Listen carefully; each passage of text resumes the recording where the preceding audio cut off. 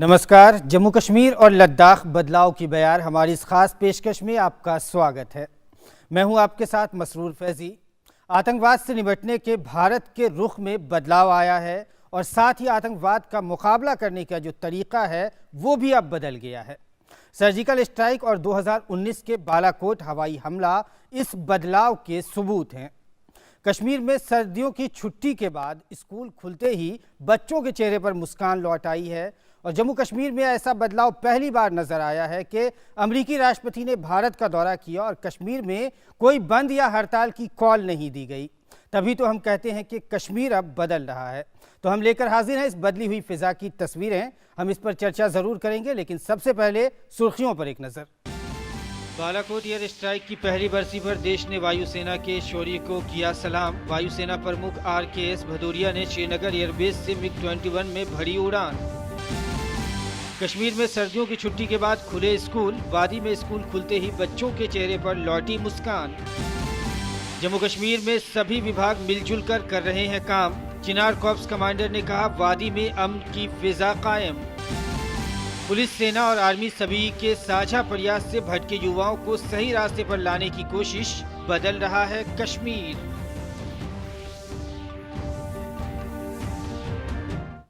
तो ये थी सुर्खियां। अब खबरों पर नजर डालते हैं। 26 फरवरी 2019 को भारतीय सेना पुलवामा आतंकी हमले का बदला लेते हुए बालाकोट एयर स्ट्राइक किया था और पाकिस्तान में घुसकर आतंकवादी प्रशिक्षण शिविर पर बम बरसाए थे। इस खास दिन पर एयर चीफ मार्शल ने श्रीनगर में MiG-21 में उड़ान भरा। MiG-21 के साथ 2 सुखोई और 2 फाइटर जेट भी थे। एयर चीफ मार्शल ने DD न्यूज से खास बातचीत में कहा कि इस तरह के सफल और कामयाब मिशन को अंजाम देने के लिए हम पूरी तरह से सक्षम हैं। पुलवामा हुआ तो उसके बाद गवर्नमेंट ने डिसाइड किया कि ये स्टेटस को नहीं रहेगा और इसके लिए रिस्पॉन्ड किया जाएगा।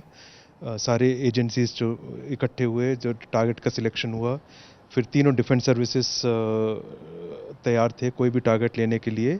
एंड जैसा टारगेट सिलेक्ट किया गया वो फिर एयरफोर्स के लिए सबसे सही था लेना, बिकॉज ऐसे टारगेट के लिए एयरफोर्स सबसे कैपेबल है। एंड वो एक बहुत सक्सेसफुल मिशन रहा। सो सभी तरीक़ों से ये एक बहुत अहम मिशन था। ये एक बहुत ही सक्सेसफुल मिशन था, बिकॉज जब भी ऐसा मिशन करते हैं तो सबसे ज़रूरी है कि वो सीक्रेसी रहे। हमारे फाइटर जहाज जो इस मिशन में पार्टिसिपेट कर रहे थे बहुत डिफरेंट बेसिस पे थे एंड वहाँ से टेक ऑफ करके इंटीग्रेटेड मैनर में पैकेज बना, उसके बाद स्ट्राइक किया। एंड इस सबको सीक्रेट रखना पहले बहुत ज़रूरी था, उसके बाद एक सक्सेसफुल मिशन करना, टारगेट को अचीव करना ज़रूरी था। एंड उस समय जो हमारे एडवर्सरी था वो पूरे एयर डिफेंस अलर्ट पे था। सो पाकिस्तान एयरफोर्स के पूरे एयर डिफेंस अलर्ट होने के बावजूद हमने इंश्योर किया कि हमारी टैक्टिक्स से, हमारी प्लानिंग से दैट वो हमारे मिशन के कहीं भी पास नहीं आ पाए। तो भारतीय वायुसेना हो, आर्मी हो, BSF हो, सबके तरीक़ों में बदलाव आया है और ख़ासकर जब पाकिस्तान की जानिब से, चाहे वो सीज़ फायर उल्लंघन हो या फिर पाकिस्तान की जानिब से जो पुलवामा अटैक हुआ है उसका बदला लेने का हो, इन सब मामलों में अब बदलाव आया है, तरीक़े में बदलाव आया है। ये एक ख़ास बदलाव हम देख सकते हैं। आगे बढ़ते हैं। मुश्किल हालात में 24 घंटे अलर्ट रहकर सरहदों की हिफाजत करने वाले जवानों के जोश और जज्बों को सलाम। इन जवानों के वतन की हिफाजत के लिए अपनी जान निछावर कर देने के जज्बे की बदौलत ही पूरा देश चैन की नींद सो पाता है। बालाकोट एयर स्ट्राइक के 1 साल पूरे होने के मौके पर LOC पर तैनात जवानों से बात की हमारी संवाददाता रमा त्यागी ने। 26 फरवरी 2019 का दिन देश के स्वर्णिम इतिहास का पन्ना बन गया, जब भारतीय सेना ने पाकिस्तान को उसकी नापाक हरकतों का माकूल जवाब दिया। चुनौतीपूर्ण स्थितियों में किस तरह से अपनी ड्यूटी को अंजाम देते हैं हमारे जवान, इनसे ही जानेंगे। ये LOC पे कितना मुश्किल होता है? देखिए, काफ़ी मुश्किल होता है। हम लोगों को 24/7 हम लोगों को अलर्ट रहना होता है एंड बिकॉज कभी भी पता नहीं हो सकता, अनसर्टेनिटी बहुत उच्च दायरे की होती है। पहले ये पूछेंगे कि मौसम की चुनौतियां किस तरह? जब स्नोफॉल हो जाता है या बारिश के कारण जब बहुत कीचड़ हो जाता है, उस टाइम पे मूवमेंट जो है बहुत मुश्किल हो जाती है, हमारे लिए भी और उनके लिए भी। 26 फरवरी का दिन किस तरह का उत्साह आपके अंदर था? बहुत जोश के साथ हम लोग रहते हैं, बहुत ड्यूटी अपना जो है तैनात पूर्वक रहते हैं, जोश और खुशी के साथ अपना ड्यूटी निभाते हैं। कितनी प्रिपेयर्डनेस के साथ आप जो है काउंटर ऑपरेशन को अंजाम देते हैं? पाकिस्तान कितनी भी कोशिश करे, लेकिन हम उसका जवाबी कार्रवाई उससे डबल फोर्स में देंगे। हमने अपने LOC पे पक्के डिफेंस बना लिए। हमारे डिफेंस को वो नहीं तोड़ सकता। बंकर में रहना कितना चुनौतीपूर्ण होता है, किस तरह से आपका वर्क कितना चैलेंजिंग होता है? आंख भी बंद नहीं कर सकता है, क्योंकि हर जगह पे नज़र रखना पड़ेगा मैडम। कोई भी हरकत होने से भी हम पूरा देखना है, कौन जा रहा है, क्या जा रहा है, सब कुछ नज़र पूरा रखना है मैडम। कितने मुश्किल हालात ये होते हैं और किस तरह से आप इन हालातों को, इन चुनौतियों को पार करते हैं? हमारे सामने देश प्रेम का जज्बा है, जो उसके सामने सारी कोई कष्ट परेशानी नहीं, हमें सब पीछे है। मैं देश नहीं झुकने दूंगा, ये जो विचार हैं, ये जो भावनाएं हैं, वो इनकी रगों में बहते देश प्रेम के उबाल को और ज्यादा बढ़ा देते हैं, जोशो खरोश को और ज्यादा पुख्ता कर देते हैं। कैमरामैन योगेश के साथ रमा त्यागी, डीडी न्यूज, एलओसी से। तो सुना अपने सरहद पर तैनात जवानों को देश प्रेम का जो जज्बा है वो लिए हुए सरहदों की हिफाजत के लिए 24 घंटे तैनात रहते हैं। तो आगे बढ़ते हम आपको दिखाते हैं कि अमन की इस नई फिजा में कश्मीर में 3 महीने से अधिक समय तक सर्दी की छुट्टियों के बाद स्कूल खुल गए हैं। लंबी छुट्टियों के बाद बच्चे स्कूल जाते हुए बहुत खुश नजर आ रहे हैं। साथ ही घाटी के स्कूलों में शिक्षक भी अपने छात्रों का गर्मजोशी से स्वागत कर रहे हैं। वादी में स्कूल खुलते ही बच्चों के चेहरों पर मुस्कान लौट आई है। जाड़े की छुट्टियों में श्रीनगर में करीब 25 स्कूलों को स्मार्ट स्कूल में बदला गया है। इस स्मार्ट स्कूल ने जहां क्लासरूम का माहौल तो बदल ही दिया है, वहीं सरकारी स्कूलों में तालीम के मेयार में भी बेहतरी आई है। हमारी संवाददाता रमा त्यागी ने स्कूली बच्चों से खास बातचीत की है। घाटी में लंबे समय के बाद यानी कि 3 महीने की सर्दियों की छुट्टी के बाद, विंटर वेकेशन के बाद स्कूल्स खुल गए हैं और जो छात्र हैं उनमें उत्साह काफी संख्या में देखने को मिल रहा है, बड़ी मात्रा में मिल रहा है। आप गर्ल्स स्टूडेंट्स हैं, छात्राएं हैं, वो काफी संख्या में यहाँ पर मौजूद हैं, यहाँ पर आई हैं, उनसे हम बात करते हैं। कैसा लग रहा है आपको इतने लंबे समय बाद स्कूल खुलने पर? बहुत अच्छा लग रहा है। It's like excited, sense of normalcy, back to work. कितना जरूरी है इस तरह से स्कूल खुलना और स्कूलिंग का प्रोसेस कंटिन्यूअस? बहुत ज़रूरी है, क्योंकि जब स्कूल्स रेगुलेशन वापस हो जाती है, स्कूल्स वापस खुलते हैं, तो सब चीज़ें नॉर्मल चल दी जाती है, क्योंकि स्टूडेंट्स इंडल्ज हो जाते हैं वापस अपनी एक्टिविटीज़ में। तो जो बच्चे हैं उनमें काफ़ी ज़्यादा पोटेंशियल है जो बाहर नहीं जा पाता है, जैसे स्पोर्ट्स है या जर्नलिज्म है या बहुत कुछ और भी है। एकेडमिकली भी हमारे बच्चे जो होते हैं वो उनमें बहुत पोटेंशियल है, लेकिन वो बाहर नहीं जा पाता है ड्यू टू वेरियस रीजंस, यहाँ की अनसर्टेनिटी वगैरह। जी, उनको मौका मिलना चाहिए बाहर। बहुत अच्छा लग रहा है, नॉर्मल लाइफ वापस स्टार्ट हो गई। पढ़ना तो चाहते ही हैं, क्योंकि आफ्टर ऑल यही है जो हमें आगे जाके सपोर्ट करेगा फाइनेंशियली। हमारे कश्मीर को हमें ही सपोर्ट करना है, बिकॉज अब हम ही फ्यूचर है कश्मीर का। आपको भी काफी अच्छा लग रहा होगा यहाँ पर स्कूल? यस मैम, मुझे अच्छा लग रहा है, बहुत अच्छा लग रहा है। आप क्या बनना चाहती हैं, आपने क्या सोचा है? मैम आगे जाके मैंने सोचा है, मतलब डॉक्टर बनना चाहते हैं। कंटिन्यूस रहने के लिए हम यहाँ पे आए हैं। एजुकेशन मस्ट है। लड़कियाँ काफी संख्या में मैंने देखा है कि यहाँ पे सारे स्कूल्स में आई हैं, तो लड़कियों में काफी जोश दिखाई दे रहा है। यस मैम, ऑब्वियसली लड़कियाँ आजकल हर एक फील्ड में आगे रहने लगी हैं। Yeah, I feel very happy after coming back to school. School के बाद लाइफ अलग होती है, स्कूल लाइफ, फ्रेंड्स होते हैं, टीचर्स अलग से, मतलब यहाँ पे अलग फैकल्टी है, मतलब हमारी एक्चुअली नई लाइफ स्टार्ट हो गई है इसके बाद। ऑब्वियसली अच्छा लग रहा है, क्योंकि पढ़ने को भी मिल रहा है बहुत कुछ हमें, तो उस वजह से मेरा तो बहुत ज़्यादा अच्छा एक्सपीरियंस। कश्मीर के बच्चे भी आपको लगता है, विशेषकर लड़कियाँ, कुछ बनना चाहती हैं, आगे निकलना चाहती हैं? बिल्कुल बिल्कुल, लड़कियों में ज़्यादा ये हमें जज्बा देखने को मिलता है कि हमें आगे जाना है, हमें कुछ बनना है। तो मुझे लगता है तो ज़्यादा तो लड़कों से आजकल लड़कियाँ आगे चल रही हैं। स्कूल खुल गए घाटी में और आपने देखा कि उपस्थिति बहुत ज़्यादा है, विशेषकर लड़कियों की। आप देख सकते हैं अलग अलग स्ट्रीम्स में ये जाना चाहती हैं, कुछ बनना चाहती हैं। इनका कहना है कि यहाँ पर जो स्टूडेंट्स हैं उनमें पोटेंशियल बहुत है, उनमें हुनर बहुत है, लेकिन उसे एक प्लेटफॉर्म मिलने की ज़रूरत है।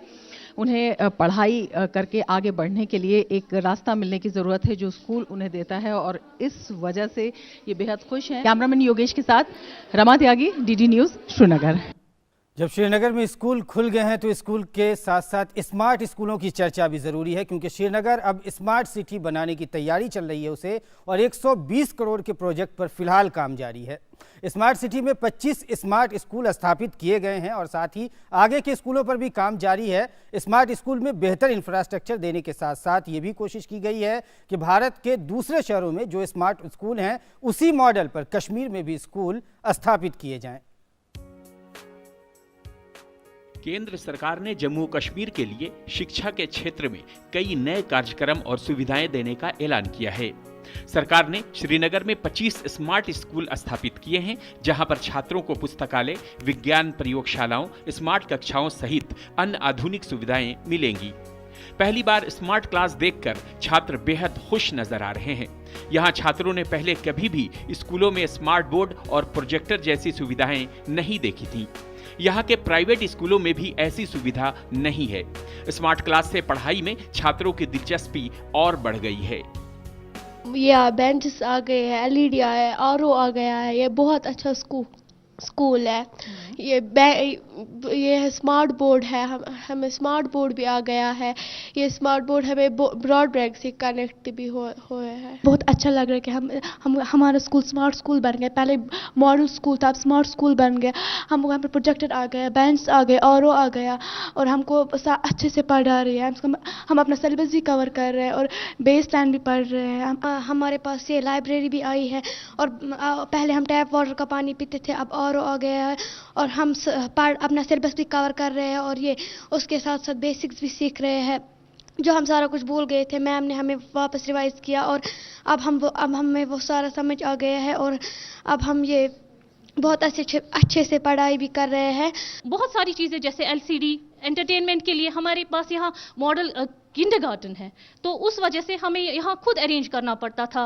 उनके लिए राइम्स वगैरह, टीवी नहीं था, हमें खुद अरेंज करना पड़ता था। मगर अब गवर्नमेंट ने मतलब we are very thankful to the government कि उन्होंने हमें एलसीडी जिससे बच्चे एंटरटेन हो सके, राइम्स हम सुना सके बच्चों को, तो बहुत वी आर वेरी हैप्पी। इन 25 स्कूलों के बाद प्रशासन और भी स्कूलों को स्मार्ट स्कूल में बदलने की योजना बना रहा है।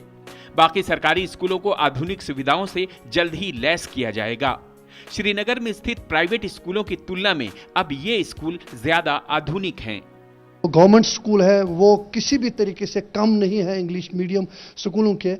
तो 25 स्कूलों के लिए यह तजुर्बा जो किया गया, हर एक जगह जो है बच्चे वो खुश हो रहे हैं और टीचर्स खुश हो रहे हैं कि अभी तक नज़र नहीं पड़ी थी गवर्नमेंट स्कूलों की तरफ। अब जो है लोग इस तरफ सोच रहे हैं, ये खुशाइन कदम है। स्मार्ट स्कूलों ने जहां क्लासरूम के माहौल को बदल दिया है, वहीं वो सरकारी स्कूलों में तालीम के मयार को भी बेहतर बना रहे हैं। अब आर्थिक रूप से कमजोर बच्चों को भी बेहतर और अच्छी शिक्षा मिल सकेगी।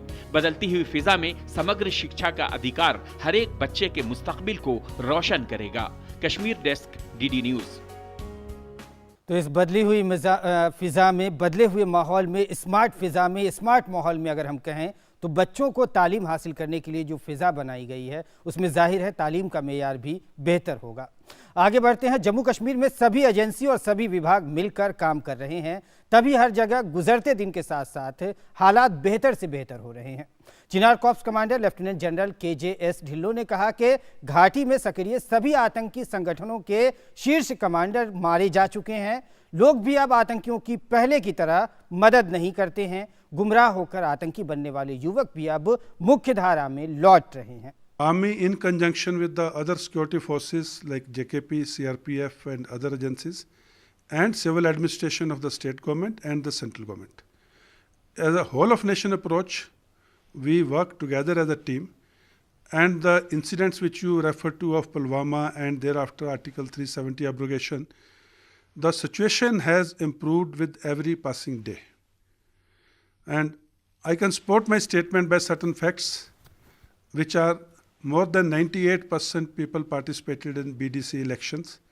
Being a democracy of India's type, we had the people participating and celebrating it as a festival. More than 99% students appeared in the class 10 and class 12th board exam in spite of all the propaganda.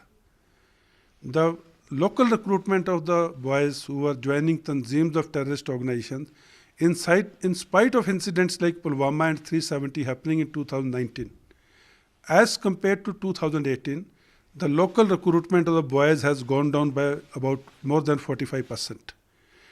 And that is one thing. Second is, in addition to that, lot of boys who had joined tanzeems have returned to their parents and the mothers. Those is again a very, very encouraging figure. In addition to all this, the businesses now are running at 100%, the markets are open, the ATMs are being refilled every day, the hospitals are open, the pharmacies are open, the public distribution system going right up to the village levels is functional, 2G mobiles are functional, broadband, internet is functional, the hotel, the tourism, the occupancy is picking up, and overall security situation in the valley is very good. तो सुना आपने KJS Dhillon को, जिन्होंने ये कहा कि कश्मीर में हालात पूरी तरह से और ख़ास करके दिन ब दिन हालात बेहतर से बेहतर हो रहे हैं। उन्होंने कश्मीर में स्टूडेंट के ख़ास करके एग्ज़ाम में शामिल होने, जो 10th 12th के बोर्ड एग्ज़ाम हुए थे, उसको लेकर भी जिक्र किया। उन्होंने बाज़ारों के खुलने की बात की, उन्होंने ख़ासकर 2G नेट की बात की, उन्होंने मोबाइल की बात की, उन्होंने ब्रॉडबैंड की बात की। मतलब कश्मीर की जो बातें हैं जिसको लेकर पूरा प्रोपेगेंडा बनाया जाता, उन सब बातों को उन्होंने अपने इसमें बयान में 1 मिनट की जो उनकी स्पीच है उसमें उन्होंने मीडिया के सामने रखा। और एक बात खास के BDC इलेक्शन जो हुए थे उसमें लोगों की 98% भागीदारी की भी उन्होंने बात की कि कश्मीर बदल रहा है और ये बदलती फिजा का सबूत है। आज की हमारी इस खास पेशकश में बस इतना ही। इजाज़त दीजिए, नमस्कार।